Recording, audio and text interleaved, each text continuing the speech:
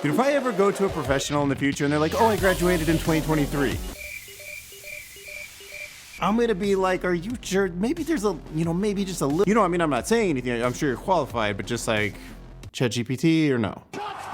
And even though I have a lot of long-term optimism for a future where artificial intelligent tutors bring out the best in every student, that will be awesome. 2023 was not that year. That was the year students learned less, they worked less, and teachers were more frustrated than ever. A lot of teachers were just frustrated. They have no idea if what they were grading was really representative of the knowledge the student had. Take, for example, this Texas A&M professor. So yeah, he obviously doesn't really know how ChatGPT works, but this illustrates the frustration that teachers have perfectly. You should all be able to see your final grade in the course at this point. Before everyone emails me individually, read this email carefully. In grading your last 3 assignments, I have opened up my own account for ChatGPT. Uh-oh. I copy and paste your response in this account, and ChatGPT will tell me if the program generated the content. Look, it's already gone wrong. It can't do that. Oh God. And you probably know my pet peeve with the word programmed by now, because ChatGPT is not programmed to do anything except learn. I put everybody's last 3 assignments through 2 separate times. I will be giving everyone in this course an F. I'm also fascinated by this last paragraph because it gives me some insight into how the teacher thinks that this tool works. He says you are to use 5 sources on your paper, and as I run this through the ChatGPT program, if there's any linking of its usage, not only will your grade stand in the class, which is the F, but it'll even talk to the Office of Academic Dishonesty. I'm sure Jared has been informed a little bit more about how this tool works by now, but this is not totally uncommon. I just think most people don't take it to this extreme. Also, you gotta remember that ChatGPT came out right in the middle of the school year, so in the first few months, it might not have had the same kind of responses that it would now, but let's just put it to the test. You are a teacher who wants to check this document for plagiarism.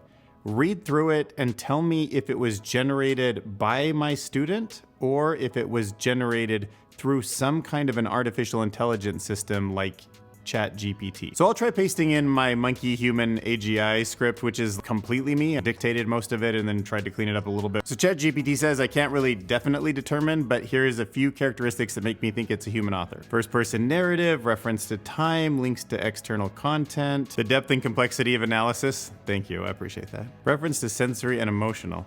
Therefore, the above model suggests a human author. But now let's see what it says about something definitely fake. Let's try a few different models. First, we'll start with Google's Palm LLM. Generate a short essay about Marie Curie. Okay, can it detect Google's Palm? Oh, how about this? It kind of is suspicious. It could be a student's work, but it also could be generated by an AI as a factual, coherent, and resembles the kind of structure output AIs like me, GPT-4, can generate. Let's try Claude 2 just for fun. Maybe it's smarter. So this short essay about Marie Curie was generated by Anthropic's Claude 2 model. Dude, it's even more sus this time. Could have been written by a well-informed student, but uses a formal and consistent tone, no misspellings. This essay lacks a personal voice.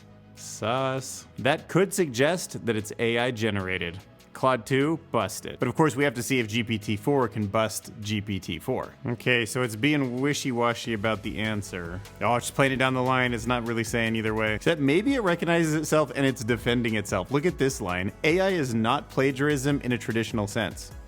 Oh, you're gonna tell me it's not plagiarism? I mean, it's not, but why'd you choose to tell me that? Because you know you wrote it? Smash that subscribe button. So I find it hard to believe that we're ever gonna know for sure if an LLM wrote something. Unless the thing generating it wants to put a watermark in there, like it's not just about capturing the way something comes out of one of these models. And if our school systems decide that they wanna implement the best in AI to try to detect frauds, I think that's gonna open up its own problems. Like on the flip side, think about the misuse of AI technology. Imagine the false positives. That's such a headache, and you're like, I have high certainty this is fake, but the student's like, I promise I made it, here's all my evidence. Are you gonna be doing that to all the students all the time? Honestly, it was just time to rethink education. You just have to build something that's more useful for the kids to be learning at this stage in their life. And summaries of Marie Curie, just maybe that's not it. Maybe they have to literally do it orally, or you have to have these debates, or you have to have some kind of other social IQ, EQ tests that are more real life based. All right, now let's investigate what the students think about tools like ChatGPT. I don't know if anyone's actually gonna be surprised surprised by this, but a research paper studied 6,000 students to see if they liked ChatGPT.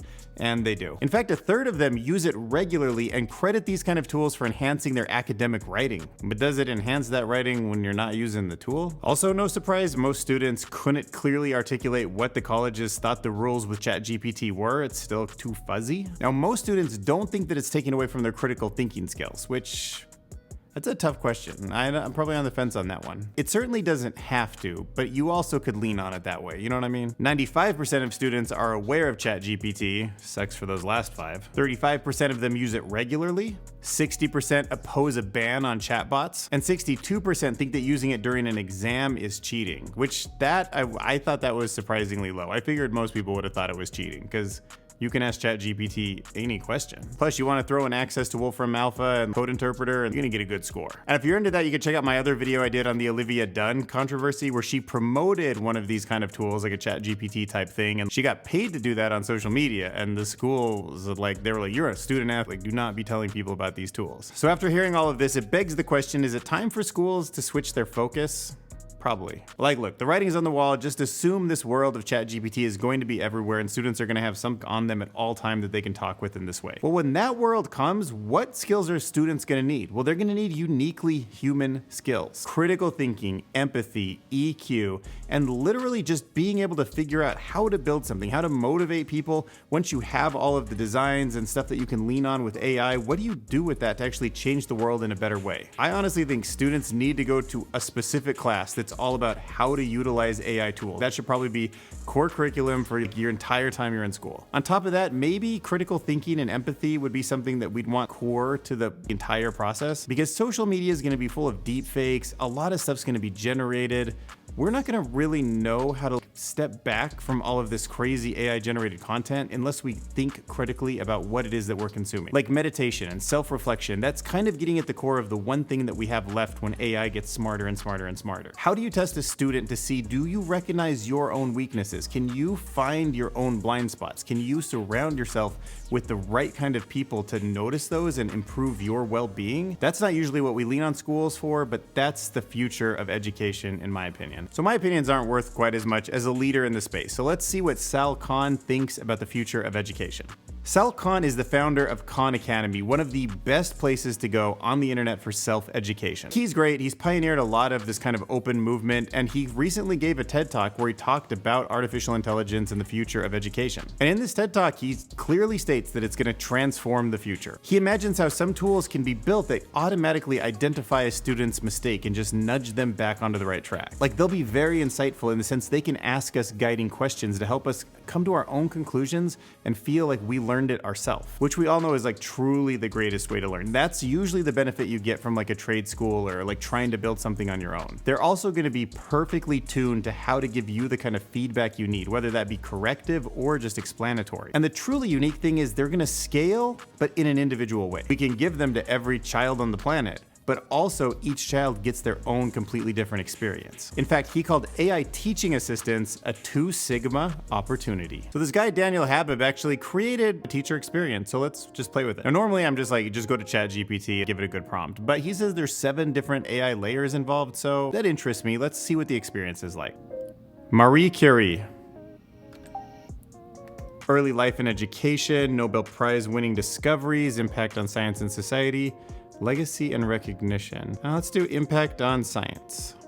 All right, preparing the module. Introduction to Marie Curie, contributions to science, medical treatments. All right, let's do her contributions to science. Let's start that lesson. So when he says there's 7 prompts, one must be like create the module ideas. And then the other one's a more specific, break that into these different learning sections or whatever. And then you get another prompt, which is probably based on these, like, should you simplify it if you didn't understand, or do you want to turn it into a quiz? Or do you have questions that you want to ask about the text because maybe it didn't generate everything? Like, obviously you can get a lot of this out of the GPT-4 API, but it's a nice wrapper. I do think that he did a good job building this. Marie Curie's contributions to science, particularly her discovery of polonium and radium, have had a far-reaching impact on both the scientific community and society at large. Think I can pass the quiz? Let's try. What did Marie Curie discover? I got lucky. That question's like actually the only part that I read for this example, but there you go. And if you have any doubts about where GPT-4 is, and obviously many more to come, it's already pretty much an astrophysicist. So the YouTube channel Cool Worlds uploaded this video, and it's titled "How Well Does ChatGPT Do on a College-Level Astrophysics Exam?", in which David Kipping actually fed in some of the astrophysics questions that he gives in his courses. The test is actually for non-science majors, and it tests for a conceptual understanding, not memorization. And ChatGPT did slightly below the medium with 73.9%, but he specifies that it's a completely open book with calculator test in real life. ChatGPT with a calculator does way better with math questions. I mean, you plug that thing into Wolfram Alpha and retest it, I think it'd probably do better. But either way,